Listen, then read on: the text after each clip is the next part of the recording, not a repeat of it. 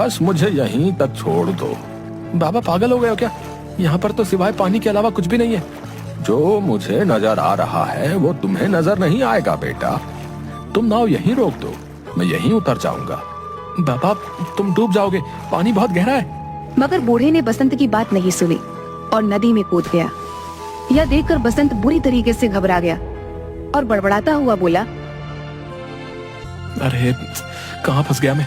अगर ये बूढ़ा मर गया तो इसकी मौत का इल्जाम भी मेरे ऊपर लगेगा। सभी लोगों ने इस बूढ़े को मेरी नाव में सवार होते हुए देखा है। अब क्या करूं? लगता है मुझे भी नदी में कूदना ही पड़ेगा। इतना कहकर बसंत ने नदी में छलांग लगा दी।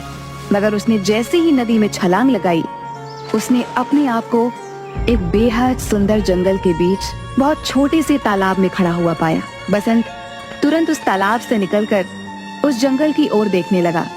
तभी उसके कानों में एक भारी आवाज टकराई। बेटा मेरी शाख थोड़ी सी झुक रही है, इसे थोड़ा सा सीधा कर दो, मुझे दर्द हो रहा है। बसंत ने देखा कि वो जिस पेड़ के नीचे खड़ा था, बसंत से वही पेड़ बोला था। बसंत डर गया। डरो मत, अगर तुम मेरा ये काम करोगे तो मैं तुम्हें आगे का रास्ता बता दूंगा। बसंत ने डरते डरते उस पेड़ की शाख ऊंची कर दी। तभी अचानक बसंत के सामने एक बेहद सुंदर सोने की सड़क बन गई।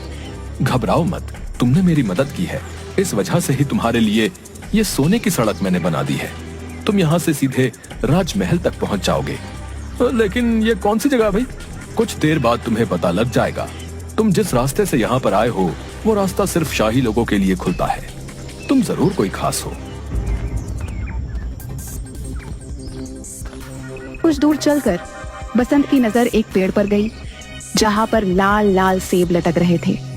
अचानक एक सेब बसंत की ओर देखकर बोला, देख क्या रहे हो? अगर तुम्हें भूख लगी है तो मुझे खा लो। अरे वाह, ये मैं कहाँ आ गया? वो बूढ़ा जरूर कोई मायावी व्यक्ति था। नहीं नहीं, मैं जहाँ पर रहता हूँ वहाँ पर बोलने वाले फल नहीं होते। अगर वो बोलते तो हम बिल्कुल नहीं खाते। तुम वाकई बहुत दयालु लगते हो। तुम्हारा इस जादुई नगरी में स्वागत है। इस सोने की सड़क पर सीधे चले जाओ, कुछ ही देर में तुम महल तक पहुँच जाओगे।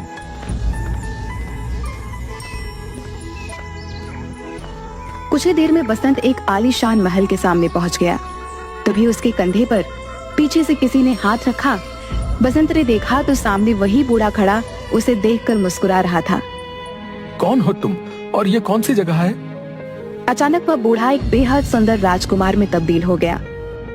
ये सारा का सारा राज्य मेरा है। तुम पृथ्वी पर नहीं बल्कि दूसरी एक जादुई दुनिया में हो।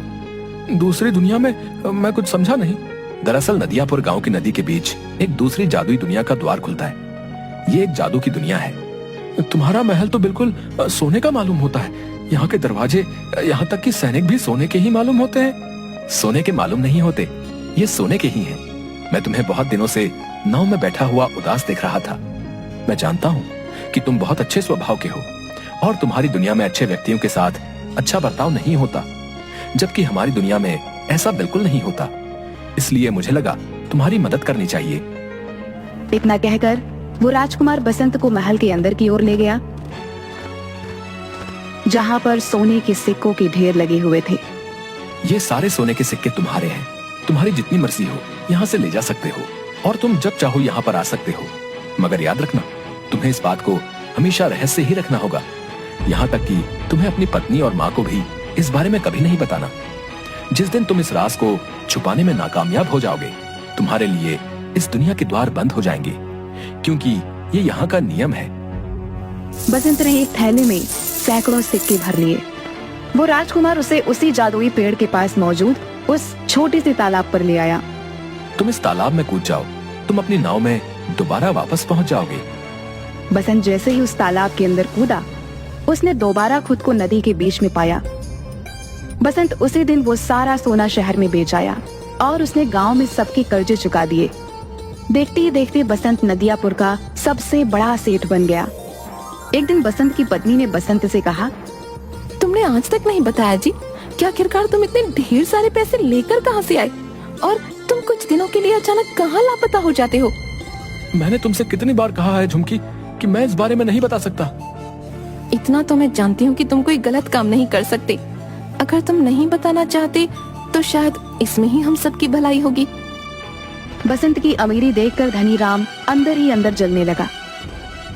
एक दिन उसने अपने खास आदमी भीमा से कहा, मेरी समझ में नहीं आता भीमा कि ये बसंत रातों रात अमीर कैसे बन गया।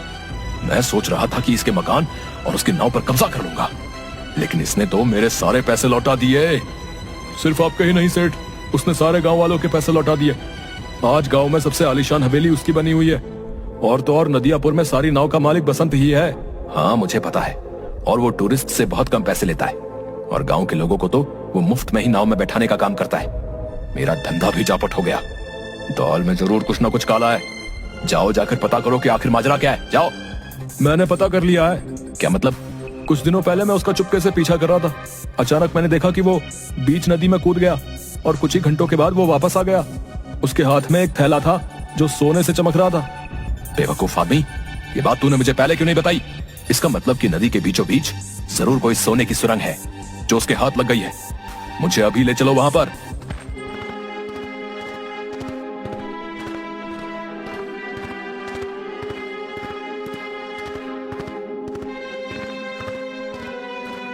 कुछ ही देर में सिर्फ धनी राम और भीमा नदी के बीच पहुंच गए। क्या तुम्हें यकीन है भीमा की बसंत यहीं कूदा था? जी, मैंने उसे ठीक इसी जगह छलांग लगाते हुए देखा था। तो फिर देर किस बात की है भीमा? चलो अब हम दोनों साथ साथ कूदकर उस सोने की सुरंग में पहुंच जाते हैं, और सारा का सारा सोना आज ही निकाल लेते हैं। आपने तो मेरे मुंह की बात छीन ली। इतना कहकर वह दोनों नदी में कूद गए। अचानक बहुत तेज एक पानी की लहर आई। भीमा और धनी राम डूबकर मर गए। बसंत ने आज तक उस रहस्यमयी कहानी के बारे में किसी को नहीं बताया था।